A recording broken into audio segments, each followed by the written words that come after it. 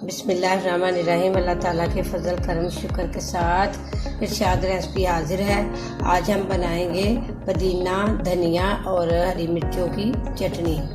क्योंकि रमज़ान है तो जिस वक्त भी चाहे हम थोड़ा सा निकाल के तो किसी भी चीज़ में हम डाल सकते हैं। दही भले हो गए, कोई भी चीज़ में डाल सकते हैं।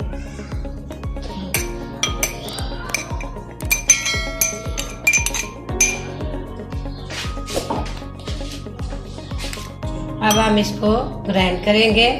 थोड़ा सा नमक डालेंगे, थोड़ी सी लाल मिर्च डालेंगे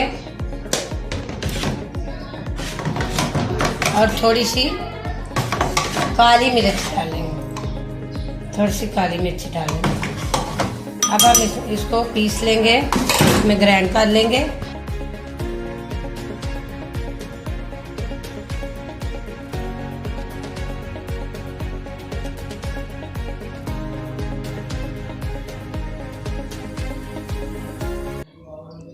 इसको हमने ग्राइंड कर लिया है।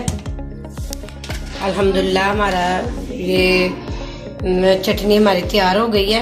अब हम इसको महफूज करके किसी डिब्बी में डाल के रख लेंगे। जब भी हमें ज़रूरत पड़े तो हम थोड़ी सी निकाल के इस्तेमाल कर सकते हैं। ये हमारी तैयार हो गई है, हम रखने लगे हैं। अल्लाह पाक आपको और आपके घर वालों को सलामत रखे। अल्लाह हाफिज़।